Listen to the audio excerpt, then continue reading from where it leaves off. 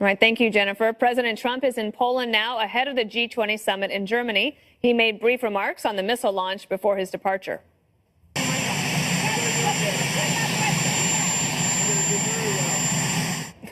All right, the threat must be dealt with after a quarter century of inaction, says Charles Krauthammer. What the North Koreans have done is to cross the Rubicon. I mean, this is a entirely new phase. What's happened today is that for 25 years, successive administrations have kicked the can down the road. We're at the end of the road. All right, Greg, even though Charles Krauthammer used a banned phrase of kicking the can down the road, the theory is correct. And crossing the Rubicon, kicking the can into the road. North Korea is a threat. We know this. How big of a threat right now? Who knows?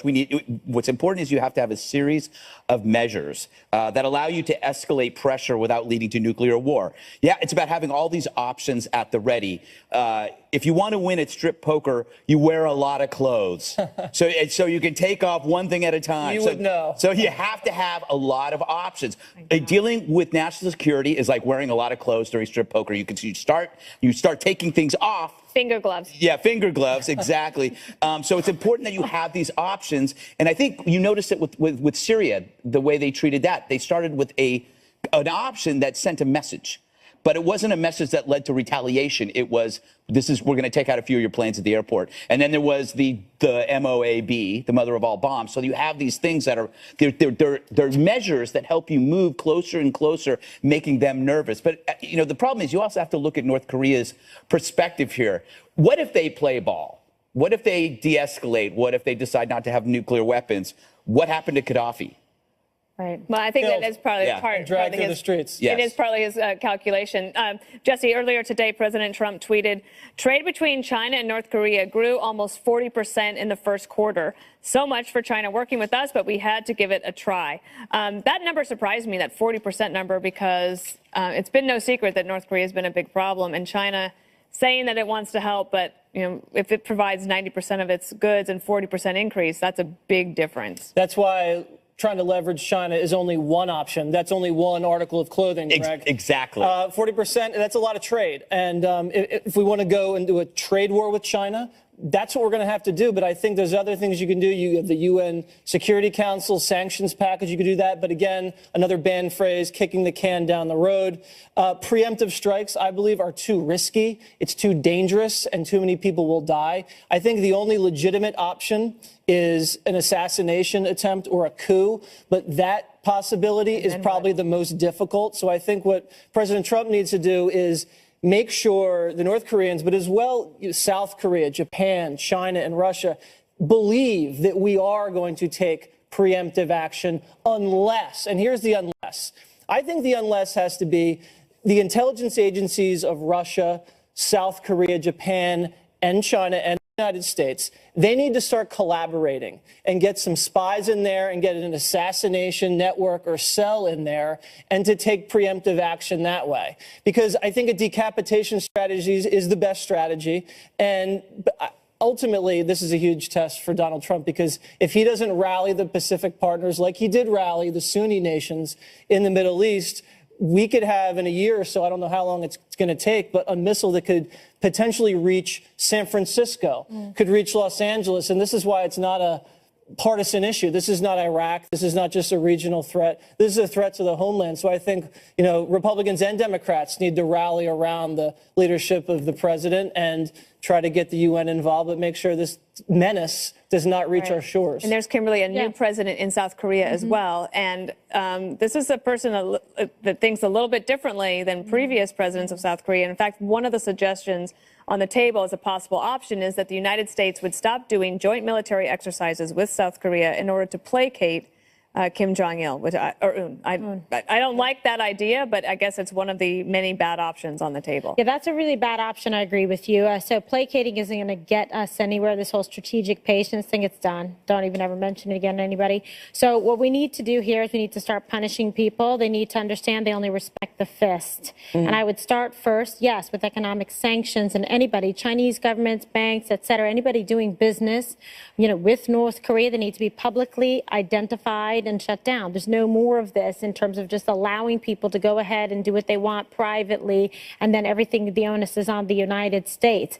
Also, I think most importantly, let's be honest, and Charles Krauthammer is right, we've got no more space or no more room on the runway here. Okay, they need to pursue actively and immediately regime change. The problem with North Korea is this family, starting with Kim Jong-il, the grandfather, and also Kim Jong-un, they are seen almost as a religious family, almost like a deity. And so you have to then replace them with someone that the North Koreans will accept of similar like. So instead of just saying, okay, we're going to take them out, then do this and that, you have to make sure that it's something that's going to stabilize the region, that the people will be accepting of, while at the same time pursuing the parallel path of the economic sanctions and putting pressure. We need to put pressure on Europe as well. They can't be doing any business with them, because if you sit there at the table with Kim Jong-un and you placate, then you are looking at two very disastrous results. You are looking at a nuclear Iran, thanks to the past administration, and you are looking at a nuclear North Korea. Those are both untenable options. So you can't do that. Put pressure on Europe, because they don't want a nuclear Iran that could reach them as well. They're also sitting ducks. So we have to work together cooperatively to put a stop to this. And I think there really is the will to do this in this current administration. There certainly is with our Secretary of State, Rex Tillerson, who also is really not going to suffer any fools in saying enough is enough. Juan, this is a subject that you've covered for years as a journalist when you were at the Washington Post, NPR, and then at Fox News. And it seems like now the need is urgent to do something. And I wonder if you think there will be bipartisan support for President Trump when he decides to take action, whatever it might be. Yeah, I mean, I don't think there's any question. I was surprised to hear Jesse said he's a great defender of San Francisco all of a sudden. But, progress in any quarter. I'll take. Defender of lives in San Francisco. I get confused sometimes. Anyway. Just not the city council. You know what's interesting to me is you talk to people, who have been in the national defense industry for some time, and they say it's time to start talks. And so it's not about the fist, because if you raise a fist to North Korea, not only do you endanger the 38,000 Americans who are right there on the border, our troops, but there's 10 million people in our prime ally, South Korea, in that city who could easily be struck, because the North Koreans have so many missiles. It's not just one or two. So the options, Dana, are things like containment, which is to say you could put more of a naval force in the region, just to say to them clearly, no more trafficking in nuclear fissile material or any supplies coming in. They used, apparently, they couldn't use solid fuel. They had to use liquid fuel this time. So we could cut off some of that supply, hopefully, and get cooperation from the Chinese.